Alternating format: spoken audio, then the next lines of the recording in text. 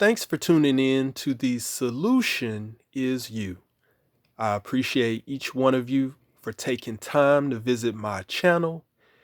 If you find value within my content, then make sure you hit that like button, subscribe to my channel. With that, let's go ahead and get into today's subject. Now, the topic for today is, are you a serial quitter? Now, I identify a serial quitter as someone who has a habit of stopping anything they start. Now, this could be within your job or career, your personal and professional relationships, within your education, if you have a small business, your goals, or even yourself.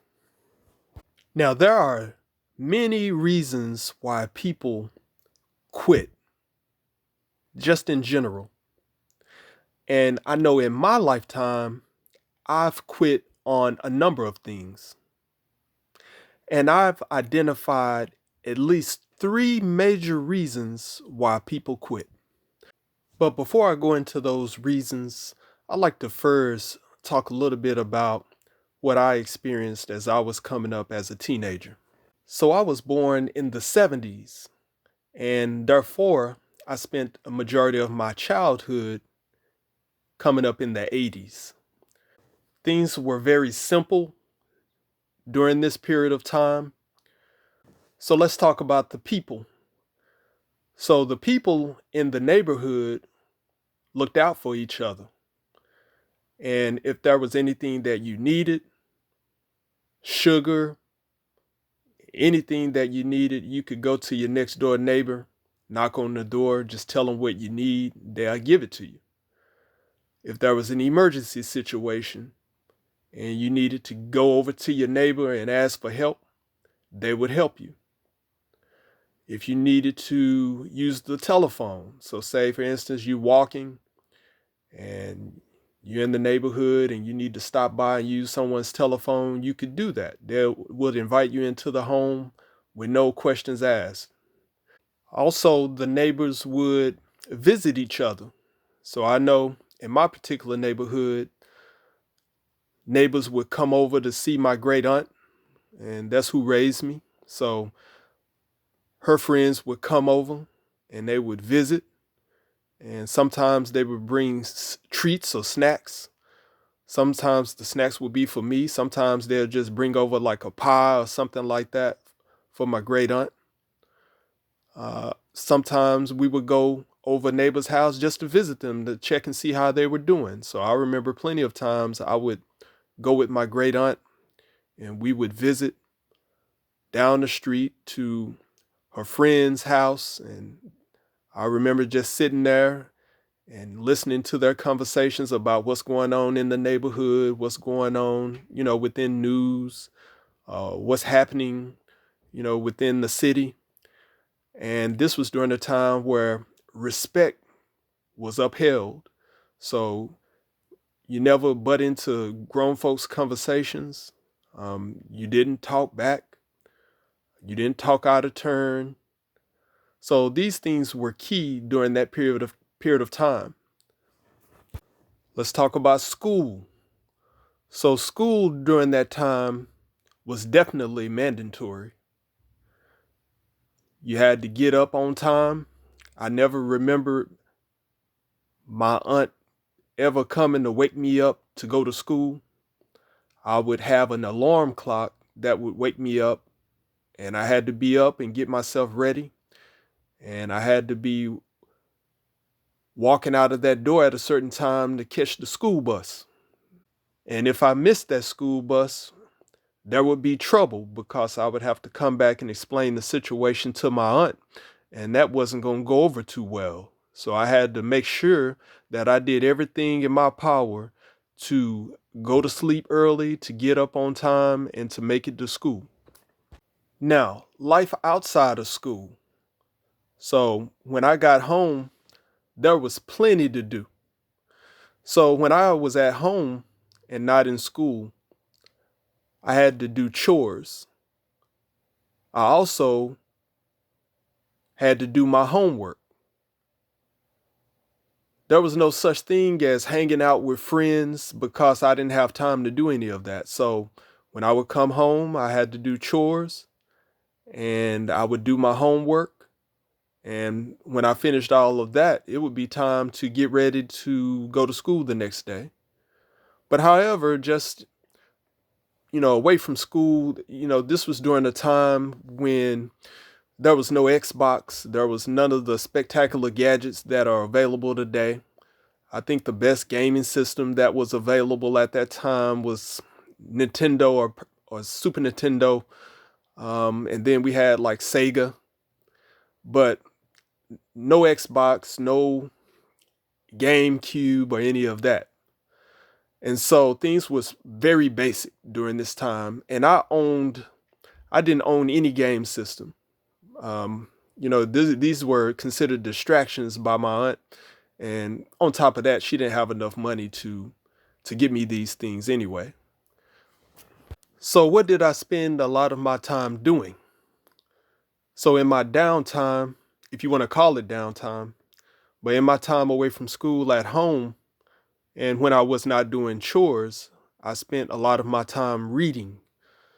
So I would pick up a dictionary, and I remember just looking at random words and looking at the definitions. I would pick up an encyclopedia and look through the encyclopedia, just looking at different interesting subjects in the encyclopedia. Other things were looking at magazines, looking at newspapers, drawing, spending a lot of time sitting on the porch, spending a lot of time to myself, kind of asking myself different questions within my mind.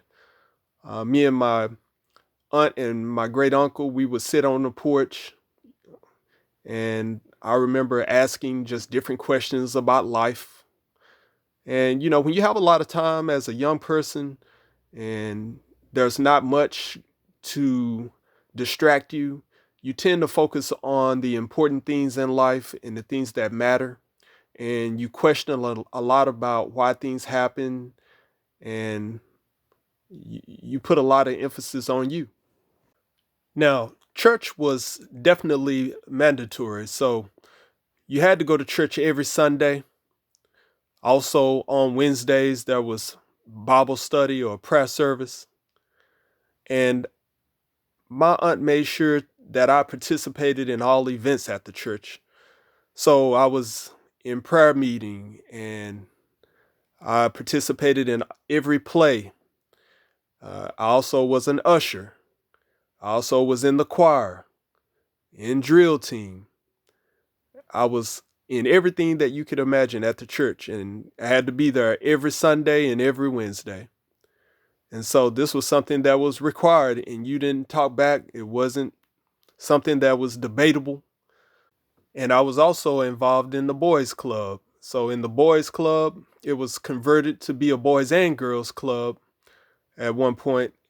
And there were a lot of activities, all types of sports and arts and crafts, wood shop, computer room.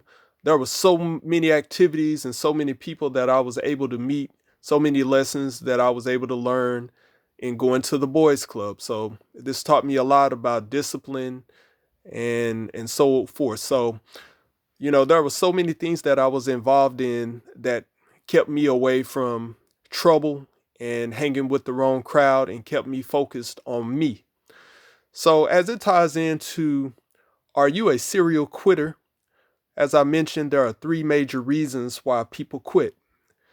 So number one, which is probably the one of the biggest, is being overwhelmed. So that means that you could be a person who is taking on too much that you can handle. A lot of times coming out of high school or even college, you may start your family too early. You may have went on to have children. So that means you have immediate responsibilities, especially if your career hasn't taken off.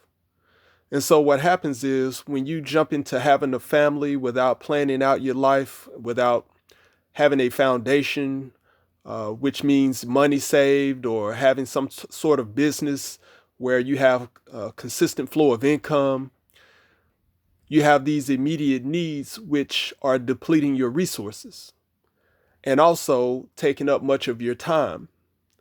And so this could put you in a situation where you feel overwhelmed. So whenever you start a task, you may have plenty of energy and you have plenty of focus at the beginning, but because these immediate needs are depleting your resources, then you feel that you're not making any progress and therefore you quit.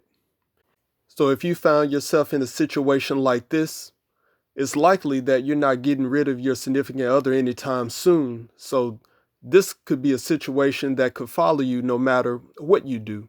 So you may quit one situation and try to start up another, and everything happens all over again. You have all of the focus and the energy at the beginning, but as time goes on, your same circumstances exist, and you find that your resources are being depleted and as well as your energy. So you end up quitting again. So you can see how this can be an ongoing issue. And unless you understand what it is that is the underlying factor, you will always find yourself quitting. Now, the second reason why I believe that most people quit is because of self-doubt. And this comes from a lack of self-confidence. And it has a lot to do with the way that one is raised.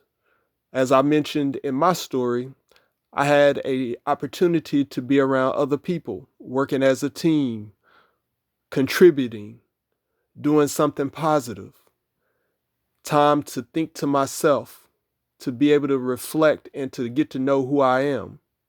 And this doesn't totally eliminate the feeling of a lack of confidence, but what it does is it helps boost you when you need it. That means when you are used to self-discipline, then at any time down the road, this can kick in, especially at the time that you need it. So with self-discipline and teamwork and having a selfless attitude and a person who is considerate and giving to others, these are attributes that you can take with you and that can tremendously help you as you navigate through life. And I found that a lot of the things that I've learned when I was younger have stuck with me and helped me to become the person that I am today. And they have helped me to get through some of my most difficult times. And when it comes to self-doubt, when you are at a new job or you are at a point where you're starting a career, then you have to have the most confidence at that time. You have to believe that it's something that you bring that no one else can measure up to. And that's what's going to make you stand out. It isn't until you believe that you do not possess the qualities that make you unique that you begin to not be noticed. And the third and final reason for why most people quit is due to lack of results. So you may have put in the work, but you are not getting the results. And usually this is due to not being consistent or not being patient.